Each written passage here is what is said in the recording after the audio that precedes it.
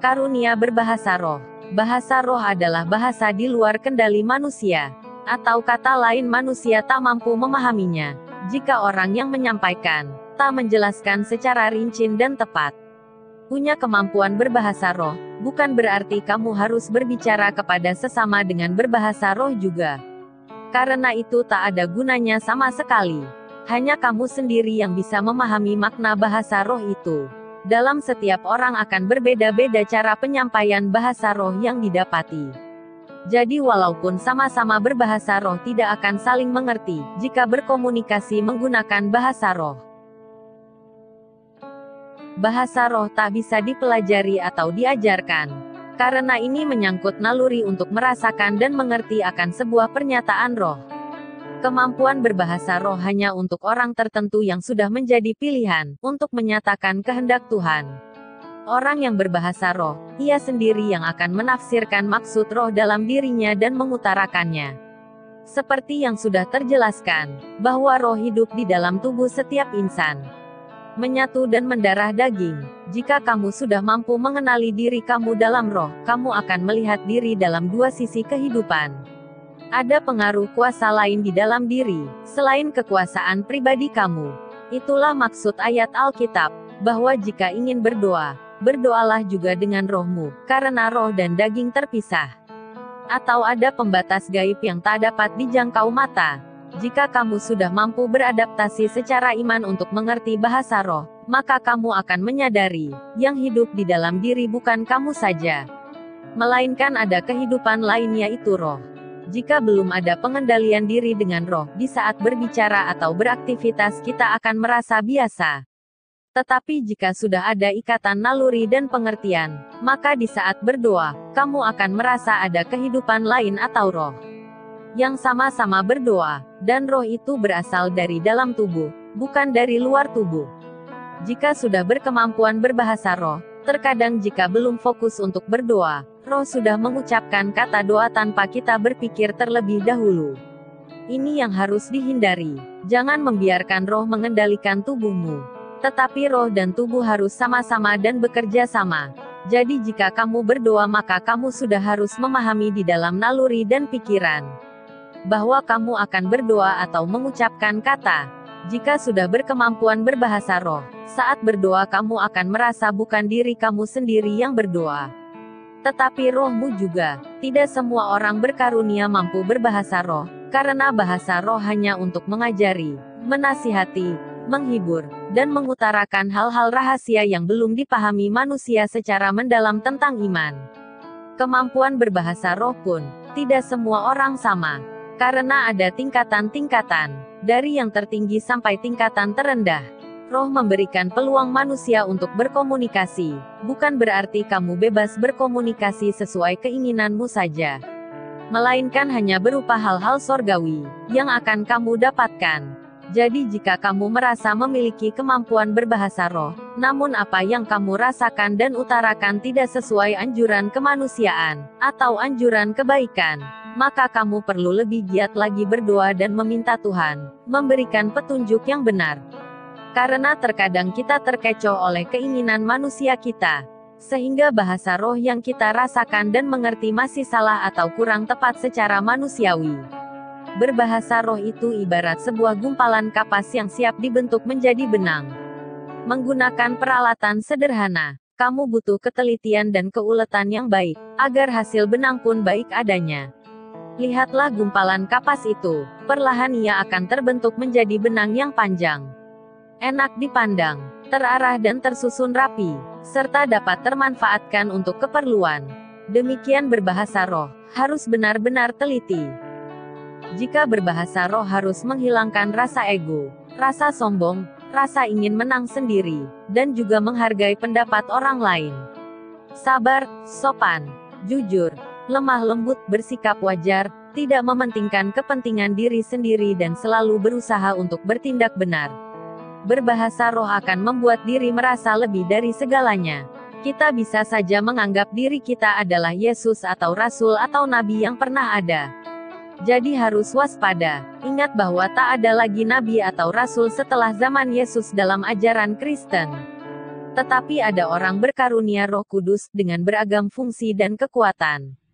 Jika ada Nabi atau Rasul lain sesudah zaman Yesus dan berhasil menciptakan suatu agama baru, atau aliran kepercayaan baru, dalam versinya sendiri, atau bukan menurut anjuran Alkitab, maka itu kehendak Tuhan dalam rupa yang berbeda. Jadi jangan mengaku nabi atau rasul jika kamu berbahasa roh dan ingin mengajar ajaran dalam naungan Kristen. Ada banyak misteri kehidupan yang belum terungkap untuk manusia. Kita menjalani kehidupan saat ini sesuai apa yang dikehendaki Tuhan. Kita sebagai penikmat atau pendengar, dalam urusan kerohanian, kita sadar bahwa kita tak memiliki kemampuan seperti mereka. Jadi apapun yang diutarakan mungkin kita akan merasa kurang pas, atau hal lainnya. Namun jangan berkecil hati atau bersedih perasaan, bahwa ada orang-orang yang mengutarakan hal berbeda, tak sesuai apa yang kita maksud atau ingini. Karena jalan Tuhan berbagai rupa. Tuhan mengajari dan memperingatkan kita dalam rupa-rupa yang tak pernah kita bayangkan sebelumnya. Orang yang berbahasa roh akan belajar dari kita, dan kita belajar dari orang yang berbahasa roh. Cukup sederhana, jika sesuai dengan keinginan hati, maka terapkan di dalam hati dan sanubari. Tetapi jika tak sesuai, maka anggap sebagai anjuran yang tak terharap. Orang berbahasa roh bukan karena keinginannya sendiri untuk mengenal Tuhan lebih dekat, tetapi karena Tuhan ingin manusia tahu kalau kuasa keajaibannya masih berlaku di seluruh pelosok dunia, dan masih disaksikan oleh saksi-saksinya hingga saat ini. Orang yang memiliki kemampuan berbahasa roh termasuk orang berhikmat yang diajari khusus oleh Tuhan. Ia memiliki ketajaman naluri yang lebih mendalam dan mendasar. Ia memiliki daya imajinasi yang dahsyat. Ia menaklukkan segala kejahatan dirinya, atau kata lain ia sudah bisa mengontrol dirinya sendiri. Terhadap perbuatan dosa, mungkin ia tidak terlihat jenius, atau manusia dengan tingkat kecerdasan di atas rata-rata. Namun ia mampu menjelaskan hal-hal yang masih terselubung mengenai iman dan kepercayaan manusia. Karunia untuk bernubuat. Karunia untuk bernubuat merupakan kehendak Tuhan, untuk menyampaikan tentang suatu pergumulan manusia masa depan. Dengan cara diperdendangkan, melalui suara orang pilihan. Biasanya nubuat itu berupa tulisan dan ungkapan secara mulut langsung. Dengan kata lain nubuat itu datang karena ada tujuan dan pada masanya. Bahwa orang berkarunia harus menyatakannya. Nubuat dalam rupa tulisan lebih berkualitas, sebab dengan membaca dan memahami, naluri cepat mengambil kesimpulan untuk berkarya membangun hidup. Segala organ tubuh bekerja secara aktif, untuk membentuk pendamaian di dalam tubuh. Nubuat dalam rupa percakapan melalui audio, video, atau secara ungkapan mulut langsung juga efisien. Namun dalam prosesnya lebih cocok untuk nubuat singkat, atau kata lain nubuat untuk kehidupan masa itu juga. Karunia bernubuat yang sesungguhnya adalah penulisan dalam jumlah yang banyak, dengan syair-syair spektakuler yang menggugah hati dan pikiran. Karunia untuk bernubuat biasanya datang pada orang yang diberi kemampuan untuk berbahasa roh, atau memahami bahasa roh, atau sudah mampu menjalin kerjasama antara daging dan roh, atau dengan kata lain mendapat ilham dari Tuhan untuk menyampaikan perkara-perkara kehidupan manusia. Jadilah teladan pribadi di dalam Tuhan. Karunia untuk bernubuat mencakup segala aspek kehidupan manusia, dari masa dulu, masa sekarang dan masa yang akan datang. Tuhan punya anjuran-anjuran tertulis yang pastinya akan kamu pahami dalam perjalanan hidupmu. Bahwa apa yang telah tertulis akan tergenapi di dalam kehidupan setiap manusia, yang tertulis di dalam Alkitab maupun di luar Alkitab, atau nubuat yang terjelaskan sesudah Alkitab. Karunia bernubuat lebih dari semua jenis karunia. Sebab karunia ini pengajarannya akan terjaga sepanjang masa kehidupan manusia, mampu menjamah setiap insan secara pribadi di muka bumi. Sedangkan karunia lainnya hanya bersifat sementara, atau lokal, atau pribadi, atau kelompok yang kesudahannya dapat terjadi kapan saja, sesuai dengan kebutuhan saat itu. Dengarkanlah setiap suara nubuat, entah di pendengaranmu adalah penyesat atau bukan penyesat. Biarkanlah perkembangan kehidupan manusia yang menjelaskan apakah nubuat yang tersampaikan sesuai ataupun tidak. Kamu mungkin tidak mengalami apa yang telah dikatakan dalam nubuat, namun ada orang lain yang bernaung di dalamnya, yang butuh pertolongan ilahi dalam penalaran iman sejati. Karunia untuk bernubuat datang kepada siapa saja yang dikehendaki Tuhan. Siap atau tidak siap, kamu harus melaluinya. Menderita atau tak menderita, itulah peradabannya. Pemberita nubuat adalah penyambung suara Tuhan. Sebab tidak semua manusia dapat mengadakannya. Setiap keputusan dalam suara nubuat bukan keputusan pikiran manusia semata, melainkan keputusan ilahi yang pertanggungjawabannya sampai kepada Tuhan. Karunia untuk menghibur. Karunia untuk menghibur merupakan jenis karunia yang sangat berbeda. Sebab tujuannya adalah untuk menghibur diri sendiri, maupun orang lain dalam keajaiban. Karunia untuk menghibur, bisa dalam bentuk tulisan, gerak-gerik tubuh dan melalui omongan mulut langsung. Yang tujuan utamanya adalah untuk mengajari manusia, dalam memahami kebersamaan bersama Tuhan. Tuhan menunjukkan kemuliaannya melalui orang-orang suruhan, dengan harapan agar setiap orang yang melihat dan mendengarkan kagum akan kuasa Tuhan yang bekerja. Bukan hanya kejahatan yang berjaya, namun kekuatan kebaikan pun mampu melakukan penghiburan dalam keajaiban. Misalkan, ada seorang yang kehidupan kesehariannya jauh dari Tuhan dan tak ada pertobatan. Namun ia mampu melakukan akrobat atau menghibur orang lain karena harismanya. Karunia dan karisma punya perbedaan dan kesamaan. Karunia dan karisma didapatkan sejak di dalam kandungan ibu. Karunia didapatkan dengan cara penguasaan diri di dalam roh dan daging. Maksudnya tubuh tak bisa atau tak mau lagi melakukan hal-hal duniawi yang tak dikehendaki Tuhan. Tubuh akan berusaha melakukan hal-hal sorgawi karena prinsip Roh Kudus di dalam diri sudah mampu disadari dan dimengerti secara daging. Karisma adalah kemampuan dasar yang dimiliki manusia untuk melakukan sesuatu atas dasar kemauan secara manusia, tanpa memperhitungkan tentang peranan roh di dalam diri. Maksudnya orang yang memiliki karisma bisa saja unjuk kebolehan untuk menghibur dalam keadaan berdosa maupun tak berdosa. Jika orang berkarunia akan berjuang mati-matian untuk hidup menurut keinginan roh, maka orang berkarisma pun bisa melakukannya. Maksudnya sudah berkarisma, tetapi juga diberikan kesempatan Tuhan untuk berinteraksi melalui kuasa karunia, akan sangat luar biasa. Kita adalah makhluk mulia yang dipenuhi beragam corak kehidupan. Dari kesedihan sampai kegembiraan, semua didapatkan dengan percuma dari Tuhan. Kita tahu bahwa kita sebagai manusia juga butuh hiburan. Dengan adanya kemampuan karunia untuk menghibur, dapat membantu manusia untuk belajar mendalami iman dalam nuansa yang berbeda. Karunia untuk mengadakan mujizat. Semua orang yang melayani Tuhan dalam naungan kuasa karunia, tergolong dalam kategori mujizat. Mujizat terjadi melalui diri sendiri kemudian disebarluaskan ke berbagai pihak yang berkepentingan. Mujizat juga terjadi secara berkesinambungan. Maksudnya mujizat terjadi pada seorang manusia, kemudian dalam naungan kuasa Tuhan ia menunjukkan atau mengadakan mujizat pada orang lain.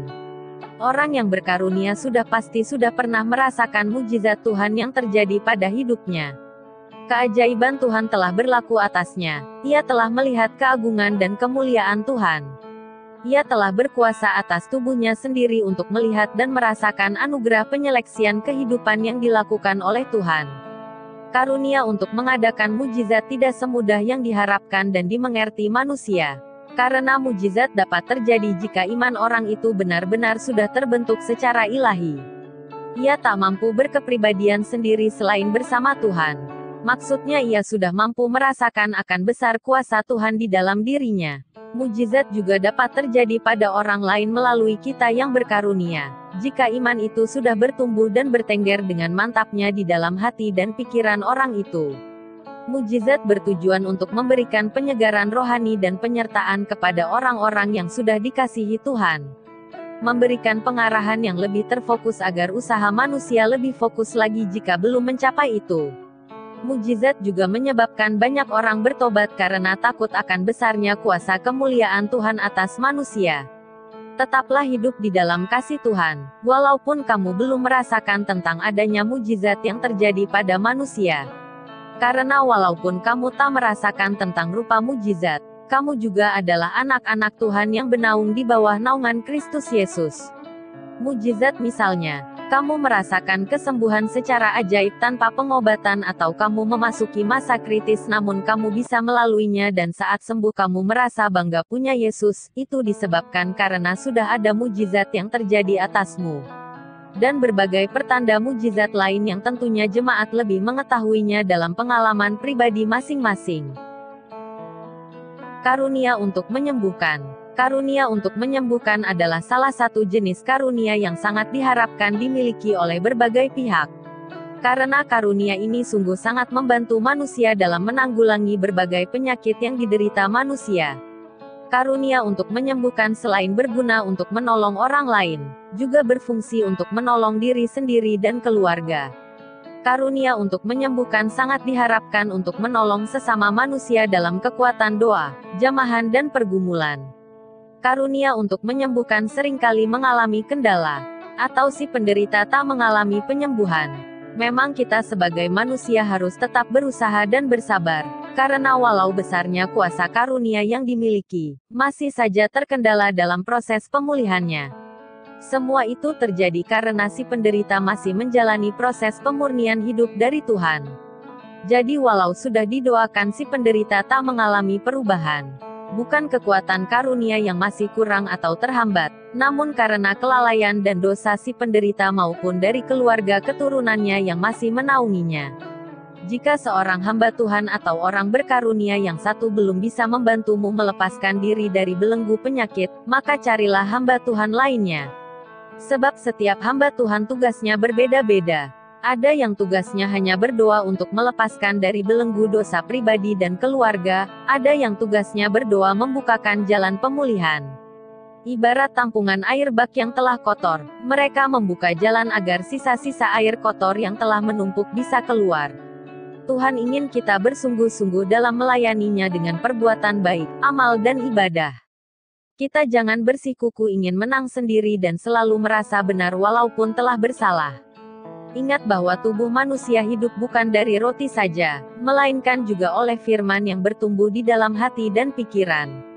Maksud lain dari ayat ini adalah hidup manusia bukan hanya tentang obat-obatan kasat mata, melainkan juga oleh karena amal baik yang telah bertengger dengan baik di dalam jiwa dan kalbu kita.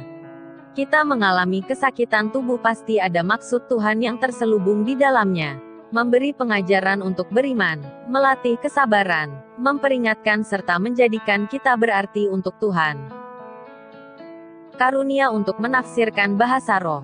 Karunia untuk menafsirkan bahasa roh adalah jenis karunia yang diberikan secara khusus kepada orang pilihan untuk menafsirkan bahasa roh. Bahasa roh yang nyata atau yang telah diwujud nyatakan adalah semua jenis tulisan yang tertulis karena nubuat dari orang pilihan. Ayat Alkitab dan setiap ayat yang termuat dalam setiap kitab suci adalah bahasa roh yang telah diwujud nyatakan oleh manusia. Kita sebagai orang awam akan mempelajari maksud-maksud roh dan menerjemahkan dengan akal sehat apa maksud dan niat yang terkandung di dalam pernyataan bahasa roh tersebut.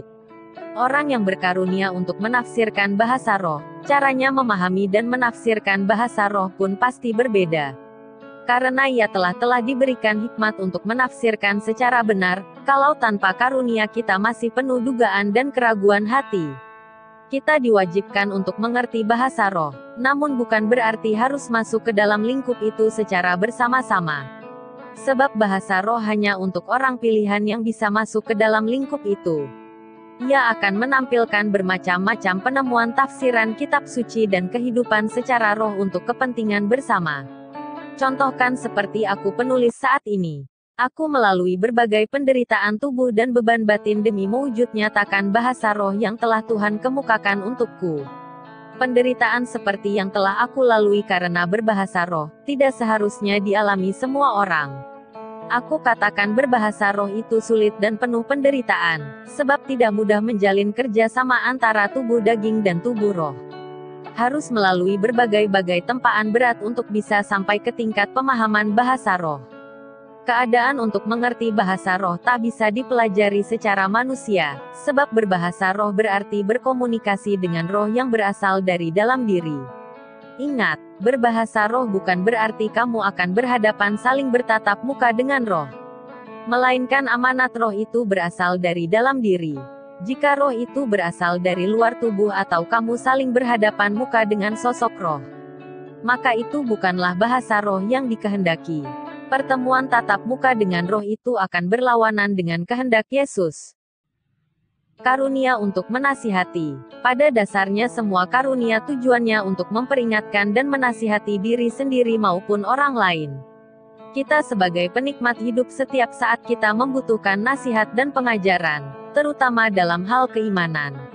Dengan adanya orang berkarunia, pengajaran tentang Injil dan berita kerajaan Tuhan semakin tertata. Sebab rahasia-rahasia yang terkandung di dalam setiap ayat Alkitab akan terjelaskan secara hikmat Tuhan.